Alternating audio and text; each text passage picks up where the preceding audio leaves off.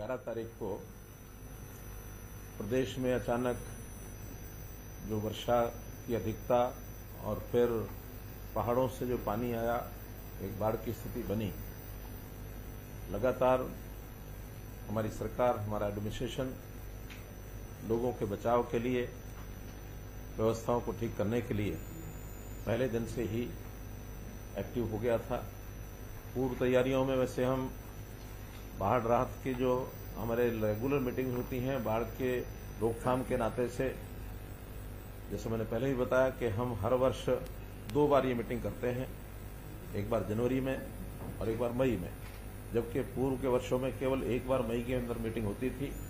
लेकिन हम उसको पूर्व एक प्रकार से अनुमान के हिसाब से, या जहां कहीं पिछले काम करने की आवश्यकता लगती है तो हमने जो शीघ्र जल्दी करने के काम, छोटे काम हैं, आने वाले समय में बाढ़ से प्रभावित वो इलाका ना हो सके, तो शॉर्ट टर्म काम वो हम जनवरी में जब शुरू करते हैं मई जून तक पूरे हो जाते हैं। कुछ काम दीर्घकालिक होते हैं, वो फिर अगले वर्ष के अंदर जाकर के पूरे होते हैं। मई में इसका आंकलन भी करते हैं कितने काम हो गए, कितने रह गए। पर्याप्त हमारी व्यवस्थाएं ठीक थी, लेकिन चूंकि पानी जिस कदर और जिस मात्रा में आया उसका अनुमान लगाना कई बार कठिन होता है। अगर मैं आंकड़ों से बताऊं तो 8 जुलाई और 12 जुलाई के बीच ये जो 5 दिन का अवसर और वक्फा है, इस 5 दिन में सामान्य तौर पर जो रेगुलर पिछले आंकड़े हैं 28.4 मिलीमीटर वर्षा होती है, लेकिन इस बार ये 110 मिलीमीटर, पूरे राज्य की बात बता रहा हूं, 110 मिलीमीटर वर्षा हुई, जो लगभग 400% बन जाती है, यानी पिछला उसके ऊपर 300% अधिक। और अगर इन 4 जिलों के विशेष तौर पर अगर बात करता हूं, यमुनानगर, कुरुक्षेत्र, पंचकुला और अंबाला, यमुनानगर में 32.8 mm होती है, 122 mm हुई। कुरुक्षेत्र में 32.9 mm होती है, 300.8 mm हुई, अर्थात 9 गुना। पंचकुला में 53 mm होती है, 422.8 mm हुई। अंबाला में 58.5 mm होती है, 359 mm हुई। कहीं भी इन 4 जिलों में 8 गुना, 9 गुना, 10 गुना ये वर्षा हुई। कुल मिलाकर के इसके कारण से प्रभाव हुआ। हमारा अपना पानी अपने क्षेत्र में फैलता है और उनको अपनी नदियों के माध्यम से आगे बढ़ा सकते हैं, लेकिन जैसा मैंने बताया हिमाचल से बड़ी मात्रा में पानी आया, खास करके यमुना में भी, खास करके मारकंडा में भी, टांगरी में और घग्गर में, और साथ में छोटी नदी है भले सरस्वती, जिसका मात्र 200 क्यूसेक पानी की क्षमता है, वहां भी 2000 क्यूसेक पानी उन दिनों में आया 3 दिन लगातार। तो इस पानी के कारण से बाढ़ जैसी स्थिति बनी। 12 जिले हमने और बाढ़ प्रभावित घोषित किए हैं।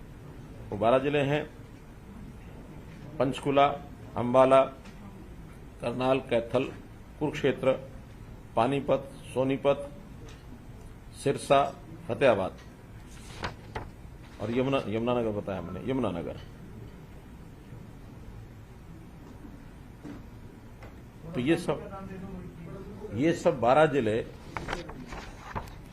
जिसके अंदर कुल मिलाकर जिन गांवों में पानी भरा है बाढ़ का 1353 गांव और 6 एमसीज, जिसमें 3 तो पूर्ण रूप से अंबाला शहर, अंबाला छावनी और बराड़ा, 3 आंशिक रूप से, थोड़ा एरिया पंचकुला का भी एक आध बाढ़ में पानी आया है, कुछ बस्तियों में कुरुक्षेत्र में आया है, कुछ बस्तियों में शाहबाद में आया है।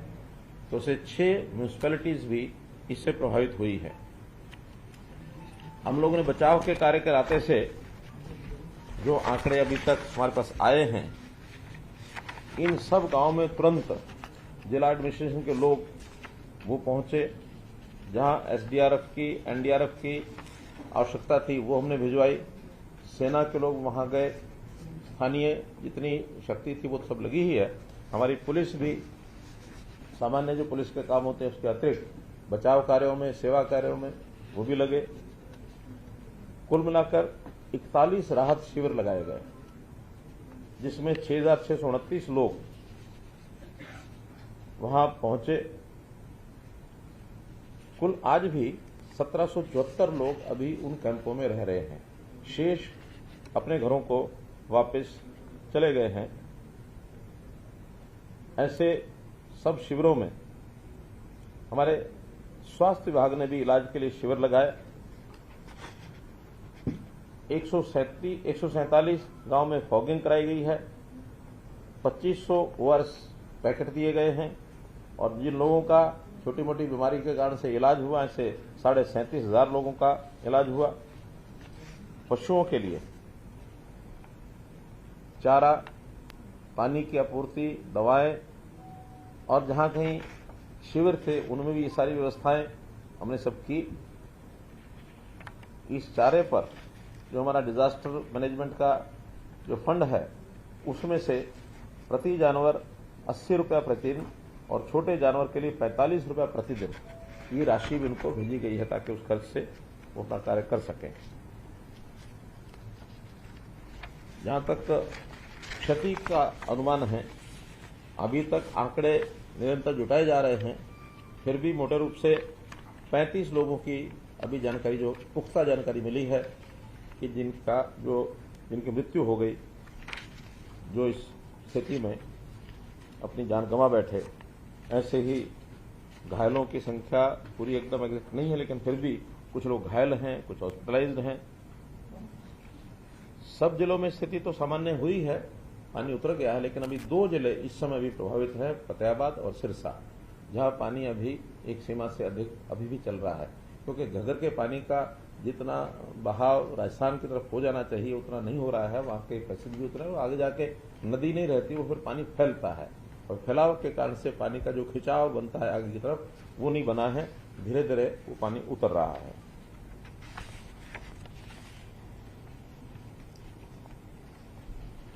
बाढ़ प्रभावित इलाके में जो पशुओं के भी शिविर हमने लगाए हैं, पशुओं का टीकाकरण ये प्रारंभ हो चुका है। 50 लाख पशुओं को भी टीके लगाए जा चुके हैं ताकि उनको किसी प्रकार की बीमारी ना हो।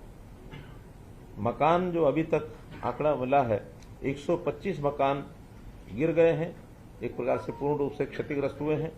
615 मकानों को आंशिक नुकसान ये पहुंचा है। इस प्रकार से यह आंकड़ा है।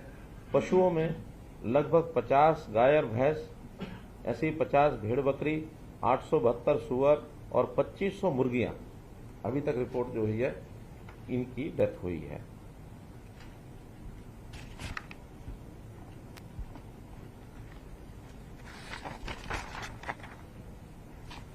इसके अलावा जो इंफ्रास्ट्रक्चर में भी काफी नुकसान हुआ, जैसे सड़कें हैं, पुल हैं, पेयजल योजनाएं हैं, लघु सिंचाई की योजनाएं हैं, बिजली आपूर्ति, इनके भी जो केंद्र हैं उनके भी नुकसान हुए हैं। उसमें उनके सारी सर्विसेज को बहाल करने के लिए प्रशासनिक सचिवों को हमने इन सब जिलों में एक्टिव किया है। एक एक हमारे प्रशासनिक सचिव पहले से उन जिलों में जाते हैं, लेकिन इस आपदा के समय सबको निर्देश दिया गया कि इन जिलों में जाकर के इन सब चीजों का ध्यान रखें, डिप्टी कमिश्नर से सहयोग करें और उसमें सारी चीज स्पीडली हो जाए। इनकी मरम्मत के लिए हमने एससी की अध्यक्षता में कमेटियां गठित कर दी हैं। सड़कों की मरम्मत के लिए वो अपने लेवल पर 10 लाख से 1 करोड़ रुपए तक का कोई भी काम है उसको करा सकेंगे और 1 करोड़ से ऊपर के सब काम इंजीनियरिंग वर्क्स पोर्टल जो बनाया गया है उसके ऊपर लोड करेंगे और वहां भी स्पेशल एक टेंडर निकाल करके 7 दिन के अंदर अंदर ऐसे सब कामों को कराने का प्रयत्न किया जाएगा। जो अनुमान अभी तक आया है नुकसान का, जैसे खास करके जो हमारे डिपार्टमेंट्स के द्वारा बनाए जाने वाले जितने प्रोजेक्ट्स हैं उसमें लाइनिंग, बांध, नदियों के किनारों के कटाव, जो ऐसे प्रोजेक्ट्स हैं, लगभग 399 प्रोजेक्ट्स के ऊपर ये नुकसान हुआ है और अभी जो उसका अनुमान लगा है कि 90 करोड़ रुपया उसके ऊपर खर्च आएगा। 1142 किलोमीटर लंबी 996 सड़कें ऐसे हैं जो तुरंत जिसकी मरम्मत की आवश्यकता रहेगी, कहीं उसको नया बनाने की भी आवश्यकता पड़ सकती है। 230 करोड़ रुपए का बजट इसके लिए भी लगेगा। बारिश और बाढ़ से राज्य में 3,369 खंभे बिजली के वो या टेढ़े हो गए हैं या गिर गए हैं। 1477 ट्रांसफार्मर्स जो डिस्ट्रीब्यूशन ट्रांसफर रहते हैं, ट्रांसफार्मर होते हैं, ये सब क्षतिग्रस्त हुए हैं। इस पर भी विभाग का अनुमान है कि 22 करोड़ 8 लाख रुपया इसके ऊपर खर्च आएगा। सरकारी पशु औषधालय और पशु चिकित्सालय ये भी लगभग 1.25 करोड़ रुपया इस पर खर्च आएगा। हमने प्रारंभ में ही सभी डिप्टी कमिश्नर्स को एक प्रारंभिक राशि भेजी थी ताकि उनको अकस्मात कोई आवश्यकता पड़ती है उसमें वो खर्च कर सकते हैं। उनको लगभग 4 करोड़ रुपया हमने 4.5 करोड़ रुपया भेजा था, उनके डिस्पोजल पर रखा था ताकि इमीडिएट कोई भी अरेंजमेंट उनको आवश्यकता हो उसमें कर सकते हैं। और उसके बाद भी सभी उपायुक्तों को जो भी इस प्रकार की हानि है, नुकसान है, उसके लिए पावर्स डेलीगेट की गई हैं। पहले ये पावर्स बहुत कम होती थी, सिर्फ 20,000 रुपया डिप्टी कमिश्नर की पावर होती थी, लेकिन जो ऊपर के अधिकारी होते हैं वो अपनी पावर को डेलीगेट कर सकते हैं। तो हमारे एफसीएल साहब ने इनके पास जो पावर्स थी सभी डिप्टी कमिश्नर को डेलीगेट की है और जितना वो मुआवजा तुरंत आवश्यकता हो वो दे सकते हैं। वैसे हमने उसके लिए अभी जिनका मुआवजा इन सारे विषयों को लेकर, चाहे मकान है अथवा कोई और नुकसान हुआ है, पशुओं की डेथ हुई है या कोई घायल हुए हैं, जो लोग मृत्यु हो गई जिनकी, उनके परिवारों के प्रति भी हमारी सहानुभूति है। उन ऐसे लोग जो जान खो चुके हैं, खो गए हैं, उनके प्रति श्रद्धांजलि व्यक्त करते हैं हम। उनके लिए 4 लाख रुपया प्रति व्यक्ति ये मुआवजा हमने घोषित किया है और बहुत जल्दी वो मुआवजा जो है उनके परिवारों तक पहुंचा दिया जाएगा। बाकी जितना भी आंकलन करना है इसमें एक विषय है क्रॉप्स का, क्योंकि खेती का भी बहुत नुकसान, जैसा पानी भरा है हमको मालूम है हुआ है। अब इसमें चूंकि खेती का विषय होता है, इसका आंकलन भी बहुत आसान नहीं होता, समय लगता है। और अभी चूंकि बिजाई का समय चल रहा है और बिजाई के समय में हमारे पास ये भी रिपोर्ट्स हैं कि ऐसे अवसर पर अगर बिजाई का समय होता तो उसके ऊपर दोबारा बिजाई भी हो जाती है। तो अगर 31 जुलाई तक दोबारा बिजाई होती है तो उसका अलग प्रकार से विचार किया जाएगा। और जिन फसलों की बिजाई नहीं होगी, जहां पानी उसके बाद भी उतर नहीं पाएगा, उनके लिए अलग से विचार किया जाएगा। लेकिन हमारे जो पहले से प्रावधान है मुआवजा देने के, वो सारे इस पर भी लागू होंगे, अर्थात 15,000 रुपये एकड़। क्योंकि इसमें इंश्योरेंस वगैरह के लोग इंश्योरेंस नहीं देते हैं जब तक वो पक्की फसल के हिसाब से ही देते हैं, और अभी इंश्योरेंस हुआ भी नहीं है, वो भी प्रोसेस में है। लेकिन हम वो 15,000 रुपया 100% का जो खराबा है उसके हिसाब से देंगे। उससे कम अगर कहीं क्षति है तो उसी हिसाब से जो रेट्स हमारे हैं, इसमें थोड़ा सहायता केंद्र भी करता है, लेकिन कुल मिलाकर के प्रदेश केंद्र का 15,000 रुपये की राशि है। मोटे रूप से जो पैडी का एरिया है जिसका नुकसान बताया जा रहा है, इसमें दोबारा पैडी की बिजाई इस समय हो सकती है। जहां पानी उतर गया है वहां दोबारा से रुपाई हो जाएगी, जहां पानी अभी नहीं उतरा है वहां कटाई आएगी। तो इसमें अभी एकदम अनुमान नहीं लगाया जा सकता कि कितना इसका नुकसान होगा। शुगर केन जहां खड़ा है पानी वहां भरा है, लेकिन उसका नुकसान ज्यादा नहीं होता है।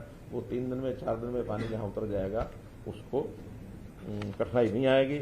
अगर कहीं ज्यादा कठिनाई आएगी तो जहां चारा है, फॉडर है, वो चूंकि एक बार नुकसान हो जाता है, या सब्जियां हैं वो नुकसान होता है उनकी सबके। और इसी प्रकार से जो कॉटन है, कॉटन के खेतों में भी नुकसान हुआ है, उसकी भरपाई भी अब शायद दोबारा से नहीं हो पाएगी। मेज है, पल्सेज हैं, खरीफ ऑयल सीड है, और जो फुटकर जितनी भी फसलें होती हैं, तो ऐसे लगभग ये 18,000 एकड़ ऐसी चीजें हैं जो प्राय समाप्त ही है। उनका तो लगभग 15,000 जैसे घटाया जाएगा। बाकी फसलों का हम निर्णय जो है 31 जुलाई के बाद जिनकी आवश्यकता रहेगी, जहां नुकसान हो चुका है दोबारा भरपाई उसकी नहीं हो सकती है, उसका हम निर्णय करेंगे। क्योंकि इस बार मेरी फसल मेरा ब्यौरा पर भी हमने किसानों को ये कहा है कि वो 31 जुलाई तक अपनी फसल का ब्यौरा जरूर भरें। थोड़ा 15 दिन पहले किया है, लेट करने से फिर कई बार समय मिलता नहीं है, कठिनाइयां आती है हमको उसका आंकलन करने में, और फिर उसकी प्रोक्योरमेंट करने में भी कई बार प्रोक्योरमेंट शुरू हो जाती है और रजिस्ट्रेशन साथ साथ चल रहा होता है। अभी हमने जैसे देखा सूरजमुखी में उनका आखिर तक प्रेशर आके 2 दिन के लिए और खोल दे, 2 दिन के लिए और खोल दे। व्यवस्था यदि करनी है तो बुआई के तुरंत बाद रजिस्ट्रेशन हो जाए और उसके 15 दिन में 31 जुलाई के बाद 15 अगस्त तक हमारा डिपार्टमेंटल सारा जितना उसको सर्वे करके उसकी मॉनिटरिंग करना, उसकी चेकिंग करना, वो सब चलेगा। और फिर भी कोई खेत रह जाएंगे तो फिर डिपार्टमेंट उसको रजिस्टर करेगा, ताकि 15 अगस्त के बाद कोई खेत ऐसा न बचे जिसका रजिस्ट्रेशन नहीं हुआ। पहली बार हम ये कर रहे हैं कि जितनी एग्रीकल्चर लैंड है, चाहे वो फसल प्रोक्योरमेंट होनी है या नहीं होनी है, चाहे खाली भी रह गई है, तो भी उसका रजिस्ट्रेशन हमने इस बार प्रोत्साहन दिया है किसानों को कि सारी जितनी जमीन है उसका रजिस्ट्रेशन करें, और पूरी जमीन करने के बाद एक उनसे केवल पोर्टल पर टिक कराएंगे कि मैंने अपनी पूरी जमीन का रजिस्ट्रेशन कर दिया है। जैसे ही वो टिक करेगा 100 रुपया एक पुरस्कार के रूप में कहें, कोई उसको ऐसा मिलताना नहीं कर सकता, लेकिन पुरस्कार के रूप में 100 रुपया उसके खाते में तुरंत जाएगा। एक पुरस्कार की योजना पूरे प्रदेश की भी हमने बनाई है, जिसमें ट्रैक्टर, जिसमें मोटरसाइकिल और जिसमें मोबाइल, ये भी उसमें इनाम रखे हैं, ताकि सब जो अपनी जमीन को पूरा कर लेंगे तो प्रोत्साहन के नाते से कुछ इनाम भी रखे जाएंगे। हमारा कृषि विभाग उसको डिक्लेयर करेगा जल्दी, ताकि रजिस्ट्रेशन पूरी 100% हो। ये हमारा उसके पीछे टारगेट है।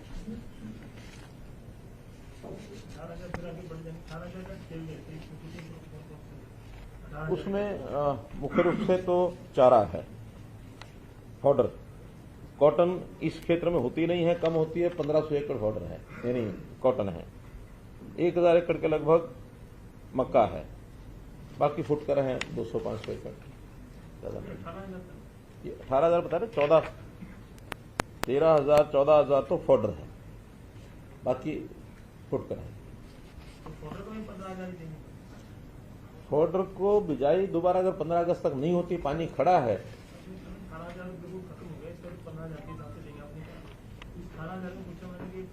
मैंने पता है ये सारे आंकलन 31 जुलाई के बाद करेंगे। हमने फॉडर के लिए अलग से जो पशुओं को जहां हमने शिविर लगाए हुए हैं उनको 90 रुपये प्रतिदिन और 45 रुपये प्रतिदिन फॉडर के नाम से वो देना था कि उनके चारे की जो आवश्यकता है वो वहां से पूरी हो जाए। लेकिन बाकी जगह क्या दोबारा बिजाई हो पाएगी कि नहीं हो पाएगी, उसका पैसा उस हिसाब से 31 जुलाई को हम निर्णय करेंगे। उसके बाद आंकलन दोबारा से आएगा, तब हम करेंगे। अब हो सकता है इससे कम हो, ज्यादा हो, वो देखेंगे।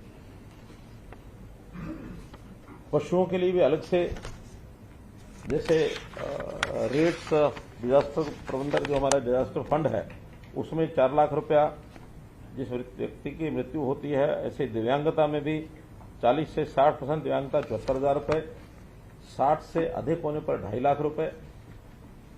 दुधारू पशु जो हैं उनमें भैंस, गाय, ऊंट आदि 37,500 रुपये, भेड़, बकरी, सुअर 4,000 रुपये, ढुलाई वाले पशु ऊंट, घोड़ा, बैल 32,000 रुपये, बछड़ा, गधा, टट्टू, खच्चर, बछिया 20,000 रुपये, मुर्गी 100 रुपया। तो इस प्रकार से रेट्स अलग अलग तय हैं। जितना क्लेम कोई क्षतिपूर्ति पोर्टल में यह डलना शुरू हो जाएगा, और उसके बाद हमारी डिप्टी कमिश्नर की जो टीम है उसको जो भी सर्वे कराएंगे, करवा के जैसे जैसे क्लियर करते जाएंगे। ये पोर्टल 1 महीने तक खुला रहेगा इस बाढ़ प्रभावित जो नुकसान हो उसके लिए, और हर सप्ताह उसमें जो कुछ जानकारी मिलेगी उसका सर्वे करने के बाद कमेटी उसका अप्रूव करेगी। हर सप्ताह जो आएगा वो मुआवजा साथ साथ जाता जाएगा, पूरा आखिर तक नहीं, जो जितना जल्दी भरेगा उस हिसाब से उसका मुआवजा देंगे। मकानों के हिसाब से भी मैंने कहा फसलों के लिए कितने लगेगा, इस पोर्टल के लिए हमने 1 महीना कहा है। ये तो क्या कल से शुरू हो जाएगा, कल से ही शुरू कर देंगे। हाँ, अभी कल 20 जुलाई, 20 अगस्त तक भी रखेंगे इसको। हाँ, हो जाएगा सर। बाकी चीजें पशु के लिए सब, ये जो बाकी चीजें हैं, मानो पशु है या मकान है या और चीजें, वो और 2 दिन लग जाएंगे, उसमें उन्होंने कुछ मॉडिफाइड करना होगा। लेकिन जिस दिन चालू करेंगे उसके 1 महीने तक उसको चालू रखेंगे।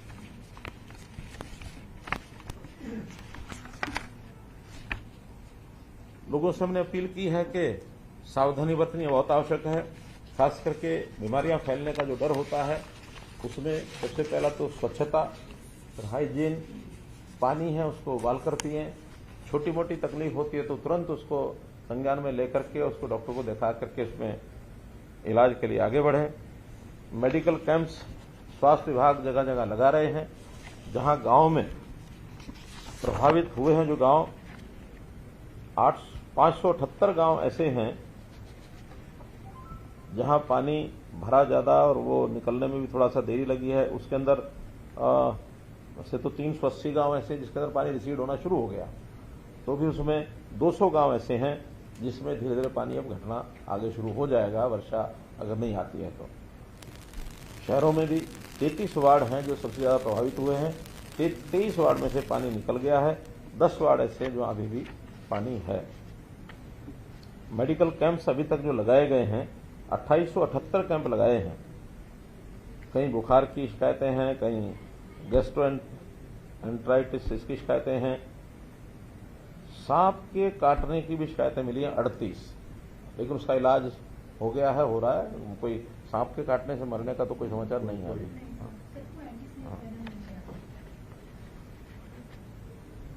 स्किन डिजीज के पेशेंट भी काफी आए हैं, 5,500 लगभग। हेल्थ डिपार्टमेंट हर एक जिले के हिसाब से संबंधित गांव में एक्टिव हैं हमारे लिए।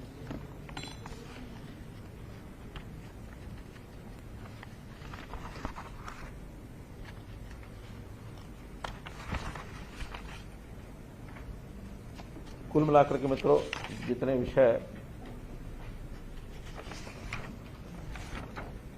ध्यान में थे, अभी हमारे डिपार्टमेंट ने काम शुरू कर दिया। ड्रेनेज की जो व्यवस्था है, जहां टूट गए हैं उनको भी, नदियों के तटबंध मजबूत करना, जल निकासी की मशीनरी, पंप सेट, पाइपलाइन, नाव आदि, ये सब अभी भी इंटैक्ट हैं। और जैसा मैंने बताया, फतेहाबाद और सिरसा जिला, उनकी आवश्यकता जो अभी भी है उसको पूरा किया जा रहा है। कोई बात आपके ध्यान में आती है तो बता